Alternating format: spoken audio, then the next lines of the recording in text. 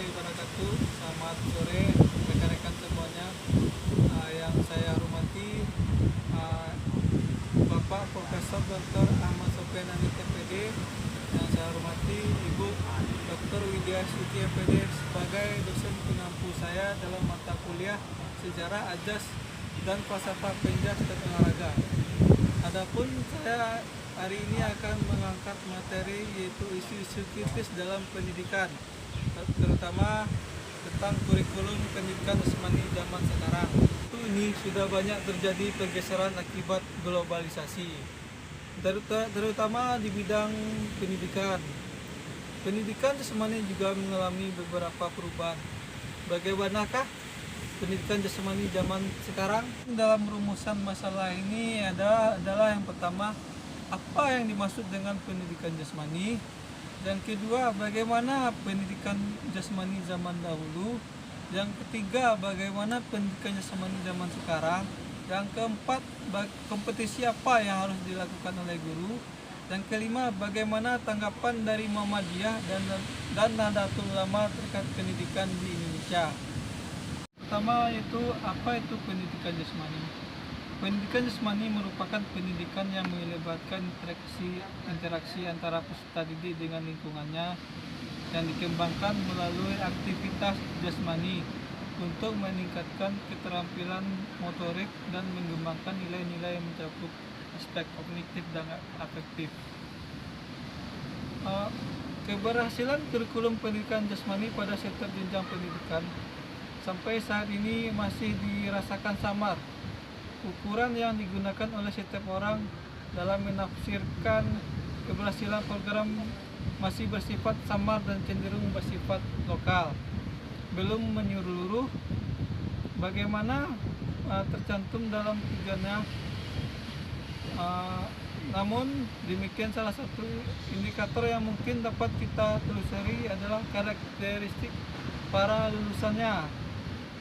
Untuk itu, kita dapat bercermin pada karakteristik lulusan pendidikan jasmani yang dijadikan patokan di beberapa negara maju.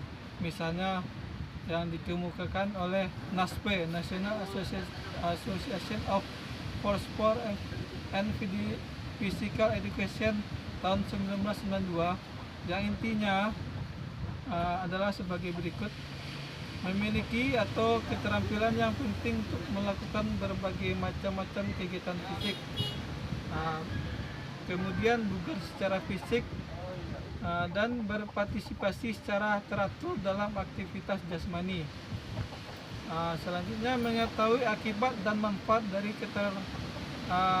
keterlibatan dalam aktivitas jasmani, dan menghargai aktivitas jasmani dan kontribusinya terhadap gaya hidup yang sehat. Untuk poin kedua, kita lanjut ke konsep pendidikan jasmani zaman dahulu. Pada zaman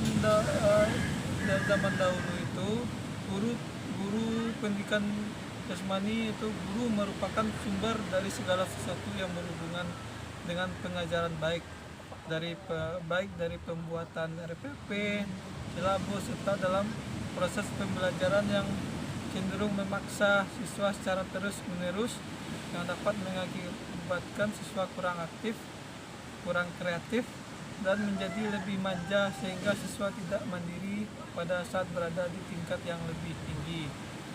Hal ini juga dipengaruhi oleh sejarah pengembangan pendidikan jasmani di masa lampau. Dengan keyakinan yang salah tersebut, program olahraga dalam pembelajaran pendidikan jasmani lebih menekankan pada pembibitan atlet usia dini. Alasannya cukup jelas. Penggunaan olahraga di sekolah bukanlah dipandang sebagai alat pedagogis, melainkan lebih dihargai sebagai alat sosialisasi olahraga pada siswa. Sebagai konsekuensinya, ruang lingkup pendidikan jasmani menjadi menyempit, seolah-olah terbatas pada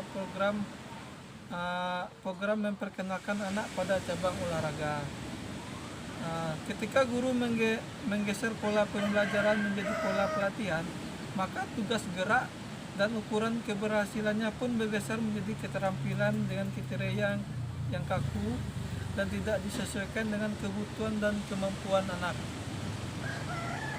Profil guru penjas pun berubah dari yang semula santun dan bersifat mengasuh bergeser menjadi profil keras dan angker serta menyepelekan kepribadian anak. Dalam kondisi tersebut, guru hanya menetapkan satu kriteria keberhasilan, yaitu ketika gerakan yang dilakukan anak-anak sesuai dengan teknik dasar yang sudah dilakukan. Hanya sedikit anak yang bisanya mampu menguasai keterampilan dengan kriteria tersebut, sehingga anak yang lain masuk ke dalam kelompok yang gagal. Akibatnya dalam proses pembelajaran, anak akan lebih banyak merasakan pengalaman gagal daripada pengalaman berhasil. Hal ini menjadi ancaman serius bagi pembelajaran pendidikan jasmani. Adalah kompetisi yang meliputi pemahaman guru terhadap peserta didik, perancangan dan pelaksanaan pembelajaran, evaluasi hasil belajar, dan pengembangan peserta didik untuk untuk mengaktualisasikan sebagai potensi yang dimiliki. Secara rinci, setiap sub kompetisi dijabarkan menjadi indikator sebagai berikut. Yang pertama, memahami peserta didik secara mendalam. Yang kedua, merancang pembelajaran, termasuk memahami landasan pendidikan untuk kepentingan pembelajaran. Yang ketiga, melaksanakan pembelajaran memiliki indikator esensial, menata latar atau setting pembelajaran, dan melaksanakan pembelajaran yang kondusif. Selanjutnya, merancang dan melaksanakan evaluasi pembelajaran memiliki indikator esensial. Merancang dan melaksanakan evaluasi atau asesmen proses dari hasil belajar secara berkesinambungan. Yang kelima, pengembangan peserta didik untuk mengaktualisasi berbagai macam potensi. Adapun kompetisi kepribadian. Kompetisi kepribadian merupakan kemampuan personal yang mencerminkan kepribadian yang mantap, stabil, dewasa, arif, dan berwibawa. Kepribadian yang mantap dan stabil memiliki indikator esensial sama dengan bertindak sesuai dengan norma hukum, bertindak sesuai dengan norma sosial, bangga sebagai guru, dan memiliki konsistensi dalam bertindak sesuai dengan norma. Yang selanjutnya, kompetisi sosial. Kompetisi sosial merupakan kemampuan guru untuk berkomunikasi dan bergaul secara efektif dengan peserta didik selama sesama pendidik, tenaga pendidikan, atau orang tua wali, peserta didik, dan masyarakat sekitar. Kompetisi ini memiliki sub-kompetisi dengan indikator esensial sebagai berikut. Yang pertama, mampu berkomunikasi dengan bergaul secara efektif dengan peserta didik. Selanjutnya, mampu berkomunikasi dan bergaul secara efektif dengan sesama pendidik. Mampu berkomunikasi dan bergaul secara efektif dengan orang tua wali. Yang keempat, tanggapan Muhammadiyah dan Nahdlatul Ulama terkait pendidikan di Indonesia. Isu-isu yang sedang hangat dari Muhammadiyah dan Nahdlatul Ulama terkait pendidikan di Indonesia adalah full day school. Itu pertama, Ketua Umum PBNU Kiai Haji Said Akil Siraj mengatakan menambah jam belajar menjadi 8 jam sehari tidak sejalan dengan penguatan pendidikan karakter. Menurut dia, sekolah seharian tidak cocok jika dikaitkan dengan penguatan karakter siswa melalui pendidikan. Said bahkan mengatakan fakta di lapangan menunjukkan bahwa sekolah yang belum siap menerapkan sistem full day school seperti terkait fasilitas penunjang dan juga di daerah-daerah terpencil susah menerapkan full day school. Selanjutnya, sedangkan untuk Muhammadiyah justru sangat mendukung Permendikbud nomor 23 tahun 2017 ini. Bahkan pimpinan pusat PP Muhammadiyah memutuskan untuk menerapkan kebijakan pemerintahan terkait sekolah 8 jam sehari, 5 hari sepekan di lembaga pendidikan ormas Islam tersebut. Setiap melaksanakan 5 hari sekolah, kata Ketua Majelis Pendidikan Dasar dan Menengah PP Muhammadiyah Baidowi kepada wartawan Jakarta pada 16 Juni lalu. Kesiapan itu, kata Baidowi, seiring dengan pengalaman sejumlah sekolah di bawah Muhammadiyah yang telah menerapkan sistem model sekolah 5 hari.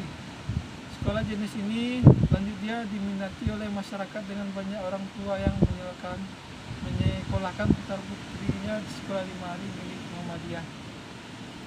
Kan jasmani masih mengarah pada pelaksanaan pendidikan olahraga, sehingga lebih menekankan pada penguasaan teknik dasar, padahal yang sebenarnya adalah pendidikan jasmani lebih menekankan pada pemberian pengalaman gerak pada peserta didik. Kemudian ada pergeseran penjas yang sekarang adalah student center, dari sebelumnya guru center. Artinya siswa yang menjadi lebih aktif dan guru hanya bersifat fasilitator. Ya, mungkin penampilan saya cukup sampai di sini. Terlebih terkurangnya mohon dimaafkan. Wabillahi taufiq wa hidayah. Wassalamualaikum warahmatullahi wabarakatuh.